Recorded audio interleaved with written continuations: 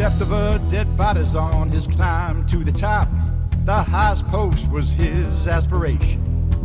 But he forgot to read the fine print in the contract that he signed, which caused a U-turn to his final destination. He continued on his pathway of destruction and decay, never thinking that his wicked life would end. Do you have a paranormal story you want to share on Night Dreams Talk Radio? You could be a guest. Email us at nightdreamstalkradio@gmail.com. Good evening or morning, depending on your time zone. From the Pacific to the Atlantic to you worldwide. Get yourself a cup of Java and find a comfy, easy chair. And get ready for Gary and his guest on Night Dreams Talk Radio After Dark. And now, here's Gary. And here I am. Well, you know, I got to get a golf club and just practice my swing every time I hear that. Anyway, we got a great guest, Tom, who's, was in law enforcement. Now he's in a band. You need to go on and check our website, Night Dreams Talk Radio. That's one way. You can type it in, it'll pop up. Or you can go to www.nightdreamstalkradio.com. Scroll down and you'll see, his members of the band. I'll tell you what, they got one really honey in the group, too. No, we're not talking about you, Tom. But anyway, they got... I thought you were talking about the guy with that beautiful blue baseball cap on. Well, next to you. But I tell you what, they really are in tune to the paranormal. And also on the website, it gives you a link where you can go find their music and please support the group by buying it. Anyway, we're back with Tom. We're back with James. He's put his bowl of sugar frosted flakes away just where he could talk. Right, James? That's right. I can't talk and chew at the same time. Well, you were actually pretty good at it at one point. I know, but, I digressed. I have to practice some more. Okay. Well, Tom, I don't know. That's the only thing it concerns me. I've had some people say that if things don't go right, they could declare martial law just before the election and suspend the election. That kind of makes me nervous. The economy is so close to tanking right now, and people don't realize that. I mean, they keep all these, a day don't go by, and it's more than ever. I'm getting, offers for credit cards, not one or two. It's like 2 or 3 a day, every day of 6 days a week in the mail. It's crazy, more than ever. So we got that going on where people want you to get in debt for maybe they can survive if the economy tanks. I don't know. We got the global warming going. We have the impeachment thing going, where he might not, fund the government here because he's kind of holding that over him right now. That they asked him, would you not allow the a short gap funding or, sign some type of, funding? And he goes, I don't know. It depends. It feels like we're being blackmailed right now. Well, you're right, and I think that the problem is that there are so many other things that you and I and James have discussed tonight that they don't want you to think about, and this is all a huge distraction, and they're really good at it. And this kind of crap has been going on for over 10,000 years. I mean, the model has been in place for a very, very long time, and that's one of the reasons that Corey and Charlie and Val and I are putting out a song. And I'll put it this way. It's a cosmic feel-good song. And I won't say anything more than that. You're going to be the first one to get a copy of it. But I think that we're going to do this. It's like a cosmic party song. And we're releasing this because it's, number one, it's extremely upbeat. Number two, it's going to make people like James want to go out and boogie on the dance floor. And right. I'd like to see that, by the way. Anyway. So would I, actually. It's a feel-good song. And I think that it's just in time because of everything that we discussed tonight. People need to have something to bring their self-esteem back. They need to have something to remind them that, yeah, there is an awful lot of BS, there's an awful lot of effluvia that is surrounding them, and they need to really realize that there's a way to cut through that. There is something positive. The human race needs to basically get with the program and realize that, yeah, there's control mechanisms in place, but you can defeat them. But you have to be aware that they are there before you can do something about it. Well, I agree with you. I think what we need to do is everybody needs to think positive vibes. I really think if everybody thoughts are things, Gary. Thought, that they know they actually. I had a friend of mine that was a retired technician, and he told me that they had a mind control mechanism. And what I mean by that is your brain oscillates at what frequency. And Ann Gordon, who's our graphic artist, sent me a whole article on that. If I can find it, I'll send it to you. And they can basically control that frequency in your brain and make you think all sorts of negative thoughts and depress you and all, everything like that. And with that said, you have to be aware of the fact that those things are going on, that there are operators and things that want to manipulate you, and they want to put you in a bad place, and they want to make you think that, you're totally controlled and that you have nothing to say about it, which is not the case. But you have to be aware of what they're doing first. Yeah, I think you're right. But I still think if everybody would think positive thoughts, positive everything. Because positive thoughts are positive frequencies. Yeah, and we need that right now because I am really scared. I mean, I don't know what's going on. I can't tell you. I find it, how can I say this? After all these years doing talk shows, I find it so strange that the Navy came out, for example, and said, yes, there's unidentified flying objects. And now we have the Army contracting out with a magician or, from a band who, to find alien technology and share it.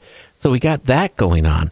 I think something is out there that really, it concerns me that something is maybe facing us. I keep thinking back the time I talked to Ronald Reagan on the phone when he was the president of the United States. I don't know if you knew about that, Tom, but my dad's... Yeah, when I came on your show the first time, you discussed that at length. Yeah, and he wouldn't be specific about what we were facing. Yeah, and that, but again, being young, it didn't hit home till years later when I gave it a long, concentrated thought. When I asked him, I said, "Hey, is Star Wars going to protect us against the Soviet Union from a nuclear war?" And he said, "No, it'll protect us from them out there." And that has stuck in my head all these years. And then about a year ago, it really hit home what he meant. It tells you how stupid I am. It took how many years? When a retired engineer, I had two retired engineers that worked for major corporations that were into, supersonic plus technologies, told me, and I have no way of confirming this, Gary, I'm just going to repeat what they told me, that we had a fleet that was out there that was armed to the teeth with technologies which were basically 60 to 100 years ahead of everything that people know about. And they're out there in craft, and the U.S. Navy runs it, and supposedly there's a fleet out there. And they are out there to do the sort of thing that Ronald Reagan was talking about. Now, the enemy specific, I don't know. All I know is, just like you and I talked about, the infrared goggles that we put on to see those things that were making, right in, 90-degree turns that would kill a human being. I've seen that. I was over in Okanagan, and I watched that. I watched that for about an hour at a time, and I had a major WTF moment, because you ask yourself, what's going on? What is going on? I mean, it looks like they're having a battle up there. It does. And I wish I knew, but when when people are telling me that the U.S. Navy has a fleet of craft out there that are out there to do the sort of thing that Ronald Reagan alluded to, maybe it's true. It's a possibility. I think maybe you saw the same thing. Well, I saw the same thing back in the early 2000s. And it shocked me. But when I had Bruce Maccabee on the last time, being a scientist, and he thinks as a scientist. When we were talking about the Nimitz film from 2004, he said he analyzed the movements of the UFOs, and he said that whatever these UFOs are, and you remember that, James, it was like a 500 G force on whoever was inside of that, flying machine. And I don't know any human or anything humanoid that could handle that type of, G-force without being liquid. Gary, true, they have technology that overcomes that type of inertia. They would have to. Yeah. Not just for the beings in it, but the craft itself, the mechanics of it, that would be affected too. I mean, think about it. If you're going just 50 Gs and then just stop and move and all these turns, that stuff's going to break down, shatter. It's going to break down. It's going to implode. That's the end of it.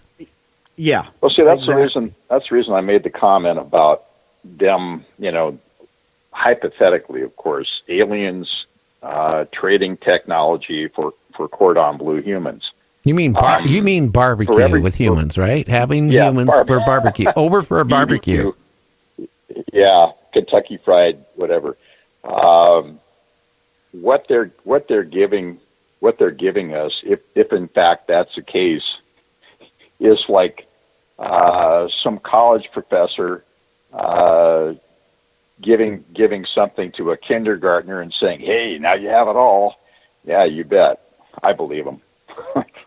Yeah. Or it'd be like us 100 years ago giving Native Americans a modern cigarette lighter. They'd be like, "Oh, look at that!" To us, it's nothing. So what they're giving us is just window dressing, really, or it doesn't really mean anything. Well, they're not going to give us the cream of whatever technology they're giving to us. They're making sure they have technology. It could take it out in a heartbeat.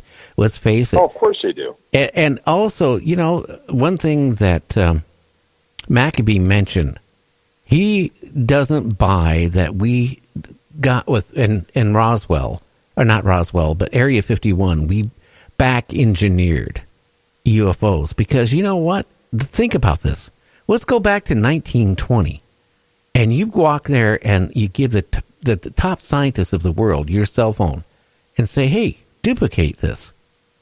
They're going to tear it all apart, and guess what? They're not going to be able to duplicate it. It's impossible, because the technology is so far ahead of their time that they couldn't even comprehend how to even design anything of it in it. I think you're correct, and I think that when we talk about them giving us technology, that's exactly what they did. We didn't back engineer anything; they gave us that technology. And how to use it. There's another factor that goes into this. Some of that material, it can't be made here on Earth. The way that the materials that they're using and the molecular structures that they're using to make it, it can't even be made here, or some of the materials aren't even here to make that stuff, to even have that kind of technology. To compound it. Right. Yeah, exactly. James makes a really good point. When you take the material that has allegedly come from alien craft, etc., and you put it under a spectrometer, and you break it down, they found that it's not from here. Yeah, just look at some of the implants that have been taken out by Dr. Lear. Some of those, they've been, you can't even make that stuff. They don't even know, so right there's a perfect example. No matter if they give us, they'd have to give us the whatever it would be. They couldn't say, here's the blueprints, make it, because I don't even think we have the materials or the technology to make the materials to even make it. So that's why, like Bob Lazar, for a long time I believed in Bob Lazar. till I rationalized and thought this over. You know, I've been in